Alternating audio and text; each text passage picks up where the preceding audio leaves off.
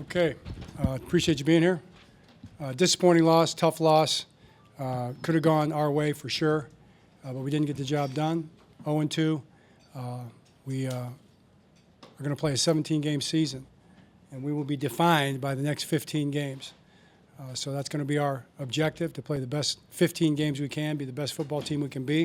And if we do that, then we're going to have a really good season, have a shot to win a lot of games and get in the playoffs and make a run. So that's what we have to do. Big picture, short term, we got to go back and look at every little thing, continue to clean up the things that we know we can clean up and get better at, that make a difference in games, and we'll continue to work very hard to do that.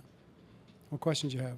John, when Brandon Stevens, the pass interference penalty was called, did you have a good vantage point of seeing that, and what was kind of your view or opinion on that? Right. Well, I saw that one, and I saw the Marlin one on the big screen. So until I see the TV copy, I'm not going to be able to say, because on the big screen, it looked like he had his hands completely off of him. I wouldn't know on either one of those what to say to those two guys for better technique. It looked like perfect technique from where I was, but I'll have to look at the TV copy to see what the official thought he saw when he called that. John, what did you make of the second half defense? I mean, you guys held them to like 40 yards in the first half. What changed? What did you see? Did they start doing anything different? I think the penalties extended drives. That's the biggest thing. If those drives don't get extended, you got them backed up, you're going to be off the field, then they don't have an opportunity to make plays. But, when the drive gets extended, for some reason, then you're playing, really good playmakers, and all of a sudden the play gets made, a pass gets made here and there, and all that. But, we held up really well. We were fighting right down there. You got a fourth and forever, and a pass interference takes it down to the one. It's, usually going to score from the one. So that's just hard to control that one.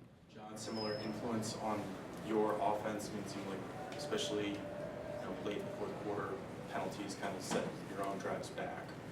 Yeah, we had the false starts. Those really shouldn't happen. Those are things that we just got to just really take a deep breath and clean, and that shouldn't happen. We're better than that. We will be. I'm not worried about those going forward, but we've got to make sure we're diligent and intentional about not having those false starts. That would have extended drives, especially the one coming out there in mid-fourth quarter with the quarterback sneak. The holding on Ronnie, I don't know. I'll just have to look at it and see. It didn't, nothing I think I could really coach him on that I saw on the replay, but maybe there's something more there than meets the eye. John, 0-2 on the challenges today. Were you surprised in the decision in the end on both of those? Well, the one in the first half, that was close. I thought that one had a real chance, but it was also, we had 2 timeouts. We had plenty of time. Almost felt like it was calling a timeout and kind of giving our guys a chance to get a breath of air, which I wanted to do, so it was worth taking a shot there. The other one was such a high leverage play. So you had such an opportunity. It went so fast. I just thought it was worth, in the heat of battle, taking a shot at it. I would have hated to have, seen it later that he was clearly off the ground and not done it. So that's the challenge of the speed of the situation sometimes. John, I know you're going to look at tape going forward, but are you considering could you consider any changes up front along the offensive line? I know Rosengartner, as it is already rotating in. Yeah, just kind of look and try to coach the guys and keep getting better with the guys. I look at the tape and we'll see. We're always going to play the best players. That's always part of it. If that is what your question is, we'll always try to do that. John, on the process of the challenges, is that something that you're calling upstairs to have somebody confirm whether or not it's worthy of challenge? Yeah, you do, and it's going fast. They're running to the line, they're going to snap it to try to make sure you can't get the challenge off. So it's not like you have all day, and you don't get much of a look. Just the high leverage of it, I just felt like, and it was on me, I just felt like, you know what, I'm going to take a shot here and see if we'll win this one, because it was a big chunk play. John, you're not going to be undefeated on challenges over the course of the season. I don't think that's the difference in the game. Would have been nice to have the timeout, but, you got to take a shot sometimes too.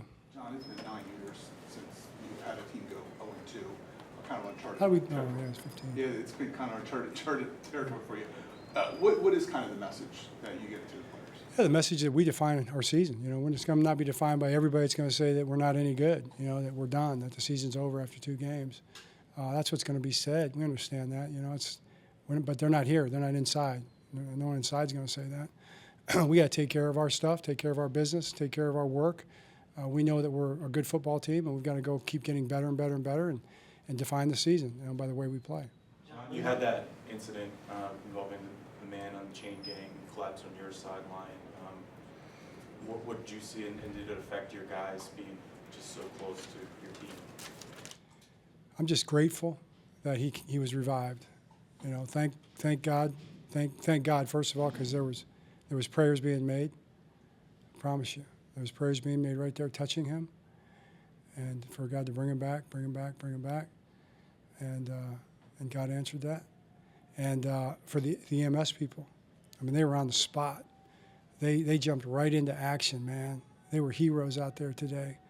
You know, that gentleman has been on our sideline. He's a wonderful person. You see him every week. And to see those guys do their job and him come back like that was just, it was a miracle. John, how great Justin's been throughout his career. It seems like the 50-plus yard field goals have been a struggle dating back to last year. What do you say to him? And I'm sure you have the utmost confidence in him, continuing to send him out there. Yeah, right. Utmost confidence in Justin, absolutely. Utmost confidence in him to send him out there every time we need a kick, and utmost confidence that he's going to be the best at it, and do a great job and do what he does. And he's our guy. We believe in Justin for sure.